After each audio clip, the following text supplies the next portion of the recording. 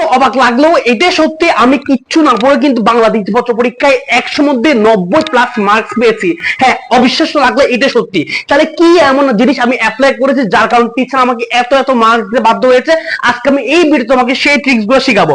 আমার এই বাংলা দ্বিতীয় পত্র পরীক্ষায় এত এত মার্কসের পিছনে সবচেয়ে বড় যে অবদানটা রাখছে সেটা হচ্ছে এই লিখিত অংশ।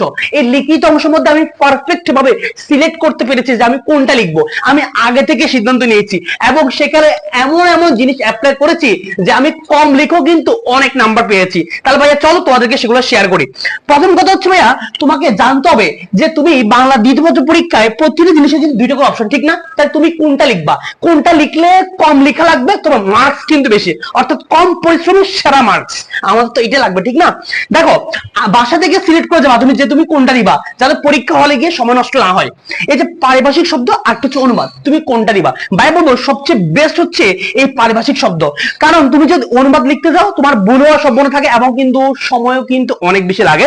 তবে টিচার কিন্তু যাই হোক ভুল হওয়ার সম্ভাবনা কিন্তু থাকে, সেটা বড় কথা নয়, কিন্তু কথা হচ্ছে অনুবাদে কিন্তু টিচাররা মার্কস কাটিয়ে রাখে, মার্কস কিন্তু কাটিয়ে রাখে। সো সবচেয়ে বেস্ট অপশন হচ্ছে তোমাকে পারিভাষিক শব্দ লিখতে হবে। এন্ড কথা হচ্ছে ভাইয়া, এই যে পারিভাষিক শব্দ লিখবা এটা কিন্তু একটা বেস্ট লেখার নিয়ম আছে, যেমন তেমন ভাবে লিখলে হবে না। তাহলে তুমি কি করবা? এই পারিভাষিক শব্দ লেখার জন্য লিখবা এত নং প্রশ্ন উত্তর, একটা দাগ দিবা। দাগ দেওয়ার পরে এটা অবশ্যই নীল কলম দিয়ে লেখা ট্রাই করবা, একটা বক্স করে ফেলবে। একটা কি করবা? বক্স করবা। হ্যাঁ, বক্স করে এভাবে করবা, এভাবে করে বক্স করে এই যে এরকম করবা। এর পাশে লিখবা ইংলিশ, এর পাশে লিখবা হচ্ছে বাংলা লেখাগুলা। কথা বুঝতে পারছো কিনা? তুমি যদি হাইফেন দিয়ে লিখো মার্কস কিন্তু কমে যাওয়ার একটা ফ্যাসিলিটি থাকে। সো ভাই বলবো পারিভাষিক শব্দ লিখবা ভালো মতো, বিগত বছরের সকল বোর্ড প্রশ্ন পড়ে যাওয়া, দেখবা প্রতিটা কোশ্চেন তোমার কমন আসবে। আর অনুবাদ লিখলে টিচার মার্কস কাটে রাখবে। কথা ক্লিয়ার কিনা? এরপর আসো, এরপর হচ্ছে ভাইয়া দিনলিপি ভার্সেস প্রতিবেদন। ভাই কোনটা লিখবো, কোনটা লিখলে বেস্ট হবে? জানো, দিনলিপি হচ্ছে কম লিখো তোমার ভালো মার্কস পাওয়া যায়, এবং প্রতিবেদনে কিন্তু অনেক রকমের নিয়ম আছে। শিক্ষা প্রতিষ্ঠানের জন্য এক ধরনের প্রতিবেদন, আবার তোমার এই যে পত্রিকার জন্য এক ধরনের প্রতিবেদন, অনেক নিয়ম কানুন। ভাই এত জামিলের মধ্যে নাই, আমি একটাই দেখে যাব, একটা নিয়ম পড়ে যাব, ওই নিয়ম করে পরীক্ষা অ্যাপ্লাই করব, ঠিক না? তাহলে তোমার জন্য বেস্ট হচ্ছে ভাই দিনলিপি। এমন কত ভাইয়া দিনলিপি তুমি কিভাবে লিখবা? দিনলিপি কিভাবে লিখতে পারি দেখাচ্ছি। দেখো, দিনলিপি লেখার জন্য প্রথমে তোমাকে লিখবা নীলকম দিয়ে এত নং প্রশ্ন উত্তর। এরপর তোমার কাজ কি? এরপর তুমি একদম এই যে এখানে এখানে কি লিখবা? এখানে লিখবো হচ্ছে তারিখ লিখবা। কি লিখবা? তারিখ লিখে দিবা। তারপরে কি লিখবা? তারপরে লিখবো হচ্ছে সময়। কি লিখবা? সময়। আর এখানে কি লিখবা? তুমি যদি ঢাকা থেকে পরীক্ষা দাও ঢাকা লিখবা, চট্টগ্রাম থেকে পরীক্ষা দিলে চট্টগ্রাম লিখবা। বাইরের কথা ক্লিয়ার কিনা? কথা ক্লিয়ার কিনা? তোমাকে একদম পরীক্ষার মতো করে লিখে দিই। তুমি লিখবা যে 3 জুলাই, এরপর লিখবা 2026 লিখে দিলাম। এরপর এখানে অবশ্যই রাতের টাইম দেওয়া পারফেক্ট হবে। লিখবা রাত 9টা 30 মিনিট, রাত 9টা 30 মিনিট। এরপর এখানে তুমি কোন জায়গা থেকে পরীক্ষা দিচ্ছ, চট্টগ্রাম থেকে দিলে চট্টগ্রাম, ঢাকা থেকে দিলে ঢাকা, চট্টগ্রামটা লিখে দিলা। কথা ক্লিয়ার কিনা? এরপরে এই যে তুমি যে দিনলিপিটা লিখছো, এটা কি সম্পর্কে দিনলিপিটা লিখছো, এখানে একটা হেডলাইন দিবা।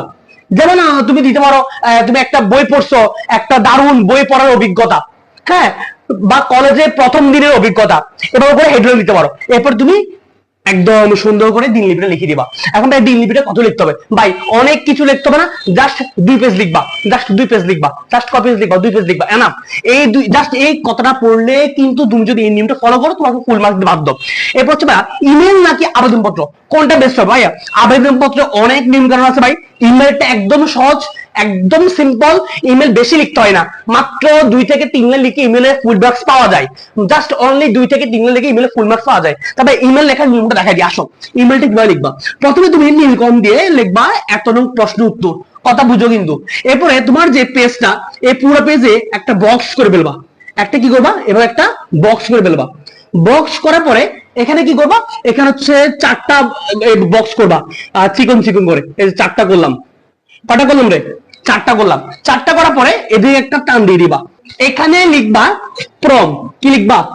প্রম টু সিসি এবং হচ্ছে কি সাবজেক্ট।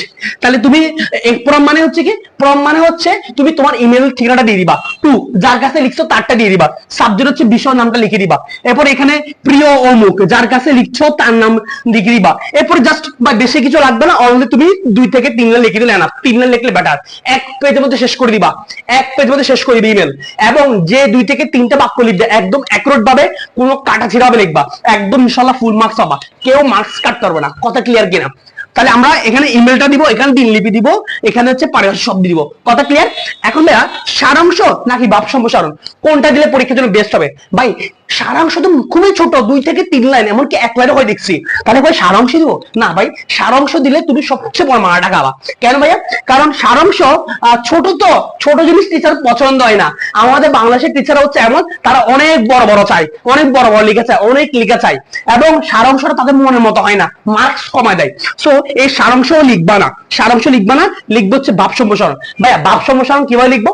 ভাই বলবো ভাব সম্প্রসারণ লেখার জন্য ভাই নিয়মটা দেখা দিচ্ছি, আসো। ভাব সম্প্রসারণ একদম সিম্পল, একদম সিম্পল, একদম সিম্পল, জাস্ট এই নিয়মটা ফলো করবা, দেখবা তুমি যাই লিখো না কেন ফুল মার্কস দিতে বাধ্য। তাহলে ভাইয়া ভাব সম্প্রসারণ লিখবা, এত নং প্রশ্ন উত্তর নীলকম দিয়ে লিখলা, এরপরে তোমাকে যে বিষয় সম্পর্কে লিখতে বলা হয়েছে, হ্যাঁ, যেমন স্বাধীনতা অর্জন হচ্ছে সেটা রক্ষা করা কঠিন, এভাবে একটা লিখে হেডলাইন দিয়ে দিবা, হ্যাঁ, দিয়ে দিলা। এরপরে পুরা ভাব সম্প্রসারণ 3টা প্যারা ভাগ করে লিখবা, পুরা ভাব সম্প্রসারণ 3টা প্যারা ভাগ করে লিখবা। প্রথম যে প্যারাটা লিখবা সেটা চেষ্টা করবা বেশি না, অনলি 2 থেকে 3 বাক্যে শেষ করার জন্য, 2 থেকে 3 বাক্যে শেষ করার জন্য, হ্যাঁ, 2 থেকে 3 বাক্যে শেষ করার জন্য। কথা ক্লিয়ার কিনা? এরপরে তুমি যে প্যারাটা লিখবা একটু বড় করে লিখবা, একটু অনেক ডেসক্রিপশন করে দিবা, একদম ভালো মতো ব্যাখ্যা দিয়ে দিবা। লাস্টে যে উপসংহারটা লিখবা, উপসংহারটা লেখার সময় কিন্তু 2 থেকে 3 বাক্যে লিখে দিবা। তো ভাই এই যে বললাম উপসংহার, হেডলাইন লেখা যাবে না, কোনো হেডলাইন হবে না, জাস্ট শুরুতে তুমি মেন কথাটা একটু বুঝা লিখবা, লাস্টে হচ্ছে মাঝখানে হচ্ছে তুমি তোমার মনের মাধুরী মিশিয়ে যা পারো লিখে দিবা, কোনো মুখস্থ করতে হবে না, কোনো কিছু পড়ে যাইতে হবে না, হ্যাঁ। এরপর লাস্টে যে উপসংহার, জাস্ট কি বুঝলা, কি মতামত, একটা সিদ্ধান্ত দিয়ে দিবা, হ্যাঁ। এটা হচ্ছে ভাব সম্প্রসারণ। ভাব সম্প্রসারণ কপিসটা লিখবা। ভাইয়া বলবো যেহেতু আমাদের সময় আছে, আমরা এদিকে কিন্তু সময় অনেকগুলো সেভ করছি, 1 পেজ 2 পেজ অনেক সময় সেভ করছি না, চেষ্টা করবা ভাব সম্প্রসারণ মিনিমাম 3 পেজ লেখার জন্য, একদম কমপক্ষে হলে তোমাকে কি লিখতে হবে, 3 পেজ লিখতে হবে, কপিসটা লিখতে হবে 3 পেজ। যদি তোমার ভালো ক্যাপাসিটি থাকে, ভালো বাংলা লেখার অভিজ্ঞতা থাকে এবং সময় থাকে, তাহলে একদম কোনো কথা না বলে 4 পৃষ্ঠা লিখে দিয়ে আসবা। মনে রাখবা এটা বাংলাদেশ, এটা কোনো বিদেশ না, বাংলাদেশ যত লিখবা ততই মার্কস। কথা ক্লিয়ার? এরপর আসো, এরপর হচ্ছে ভাইয়া সংলাপ নাকি ক্ষুদ্র গল্প, ভাই কোনটা লিখবো, কোনটা লিখলে বেস্ট হবে? ভাইয়া তোমাকে বলবো তুমি পরীক্ষা অবশ্যই সংলাপ লিখবা, মনের মাধুরী মিশিয়ে বানা লিখে দিয়ে আসতে পারবা। ভাইয়া নিয়মটা কি, নিয়মটা দেখা দিয়ে আসো, নিয়মটা কি? একদম সহজ, সংলাপ একদম সহজ, হ্যাঁ একদম সহজ। দেখো আমরা ইংলিশে বসছি না, ডায়লগ শিখছি না, একদম সহজ, একদম সিম্পল, কোনো কঠিন না। এই যে সংলাপ, প্রথমে নীলকম দিয়ে কিন্তু প্রতিটা জিনিসে এত নং প্রশ্ন উত্তর লিখে দিবা, কথা বুঝো কিন্তু। এরপরে তুমি কি করবা, এই যে সংলাপটা যে লিখছো, সংলাপের বিষয়বস্তুটা এখানে একটু টান মারে লিখে দিবা। কথা কি বললাম? তুমি কি সম্পর্কে লিখছো, বিষয়ের নামটা এখানে টান মারে লিখে দিবা। এরপরে মনে করো তুমি বৃক্ষরোপণ নিয়ে লিখছো, তাহলে এখানে হচ্ছে বৃক্ষরোপণ একটা হেডলাইন দিয়ে দিবা। হেডলাইন দেওয়ার পরে তুমি কি করবা, তুমি নাম দিয়ে শুরু করবা। মনে করো জয়, এরপর হচ্ছে কি বিজয়, জয় বিজয়। তাহলে তুমি প্রতিটা যে কথা শুরু করবা একটা নাম দিয়ে শুরু করবা, হ্যাঁ, এবং চেষ্টা করবা এই যে লিখবা সংলাপটা মিনিমাম 3 পেজ, সর্বোচ্চ গেলে 4 পেজ লিখবা। এবং এটা বড় করে লেখার একটা চোরা টেকনিক, সেটা হচ্ছে তুমি মনে করো জয় লিখলা বিজয় লিখলা, এই যে 2টা কথা বললা, এরপর সামনে একটা গ্যাপ দিবা, গ্যাপ দিয়ে আবার লিখবো হচ্ছে কি জয় বিজয়। তাহলে জিনিসটা একটা সুন্দর একজনে কোশ্চেন দিলো, একজন আনসার দিল, আবার একজনের কোশ্চেন হলো, একজন আনসার দিল, একটা সুন্দর সিকোয়েন্স মেনটেন করতেছে। এভাবে একটু কি রাখবা, গ্যাপ রাখবা, এভাবে করে চেষ্টা করবা মিনিমাম 3 থেকে 4 পেজ লিখে দেওয়ার জন্য। কথা ক্লিয়ার কিনা? 1 নম্বর কাটতে পারবে না। মনে রাখবা বাংলা মানে হচ্ছে কি মনের মাধুরী মিশিয়ে লেখা, কোনো মুখস্থ নাই, কোনো কিছু শিখতে হবে না, জাস্ট যা মাথায় আসে একদম বানিয়ে সুন্দর করে লিখতে হবে। তবে বানানের দিকে খেয়াল রাখতে হবে যাতে বানান ভুল না হয় এবং বাক্যটা যাতে সঠিকভাবে সুন্দরভাবে মিলে, এই কথাটা মাথায় রেখে তুমি যা ইচ্ছে তা লিখে আসতে পারবা। এটা বাংলা ভাই, কথা বুঝতে হবে। এরপরে রচনা, ভাই রচনার জন্য কি করবো বলেন? ভাই বিশ্বাস করো, আমি যখন বোর্ড পরীক্ষা দিয়েছি, আমি রচনা 35 পেজ লিখছি, 35 পৃষ্ঠা লিখছি। তোমার কাছে শুনতে অবাক লাগলো, এটা সত্যি 35 পৃষ্ঠা লিখছি। আমার ওই দিন ইচ্ছা ছিল যে আমি যে যখন পরীক্ষা দিচ্ছি আমি একদম রেকর্ড করব যে আমি রচনার সর্বোচ্চ পৃষ্ঠা লিখছি, এবং আলহামদুলিল্লাহ আমি কিন্তু সর্বোচ্চ মার্কসও পেয়েছি। তো এই যে রচনা লেখার সময় বেশ কিছু ট্রিক্স অ্যাপ্লাই করতে হয়। হ্যাঁ ভাইয়া, রচনার জন্য চেষ্টা করবো তোমাদেরকে আলাদা একটা ভিডিও দেওয়ার জন্য। ওইখানে ভাইয়া রচনা কিভাবে লিখছি, কিভাবে মানে একদম সাজায় গোছা লিখছি। ভাই রচনা কিন্তু একদম এক ফোঁটা একটা সিঙ্গেল লাইনও পড়ে যায়নি।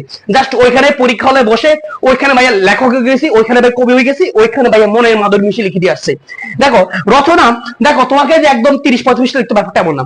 চেষ্টা করবা রচনা একদম মিনিমাম 20 পৃষ্ঠা লেখার জন্য। সর্বোচ্চ তুমি ভাই 25 লেখো, 30 লেখো, 35 লেখো, কোনো ব্যাপার না, যত খুশি তত লেখো। তবে তুমি অনেক বলবো ভাইয়া 35 পৃষ্ঠা লিখছেন, আমরা তো মানে লেখা প্রথম পৃষ্ঠা একরকম ছিল, লাস্ট পৃষ্ঠা একরকম ছিল। না ভাই, আমার প্রথম পৃষ্ঠা লেখা যেরকম ছিল, লাস্ট পৃষ্ঠা লেখা সেরকম ছিল। আমি সেভাবে টাইম মেনটেন করে লিখছি। আমি রচনার জন্য আলাদা করে টাইম রাখি দিচ্ছি, সবগুলোর জন্য দ্রুত লেখা শেষ করে রচনার জন্য আলাদা টাইম রাখছি, যাতে আমি রচনাতে সর্বোচ্চ নাম্বার ক্যারি করতে পারি। আমার চিন্তা ভাবনা ছিল ওইরকম। কথা ক্লিয়ার কিনা? যেমন ভাইয়া এই যে আমি ইমেল লিখতেছি, এখানে আমার সময় লাগবে না তো, দিনলিপি লিখতেছি সময় লাগবে না। এই যে তোমার এই যে বাপ সম্প্রসারণ কতক্ষণ লাগবে? আমি আমার সর্বোচ্চ সময়টা রেখে দিচ্ছি রচনার জন্য। এই রচনার জন্য ভাই বলবো শুরুতে অনেক টেকনিক আছে। আমরা সবাই কিন্তু লিখে আসি রচনা, কিন্তু সবাই মার্কস পায় না। এই রচনার জন্য ভাইয়া আলাদা একটা ভিডিও দিব। এই ভিডিওটা পাওয়ার জন্য অবশ্যই হচ্ছে ইউটিউবে তুমি মেডিজো লিখলে পাই যাবা, ফেসবুকে আমাদের সার্চ দিবা মেডিজয় লিখে অথবা মেডিজয় ক্লাসরুম লিখে, তাহলে আমাদের পেজ পাই যাবে, দুইটা আমাদের পেজ। ইনশাআল্লাহ খুব শীঘ্রই ভাইয়া রচনা নিয়ে হাজির হচ্ছি তোমাদের সামনে, সেরা টেকনিক নিয়ে, সেরা কৌশল নিয়ে। দেখতে থাকো এবং আমাদের সাথে থাকো। আল্লাহ হাফেজ।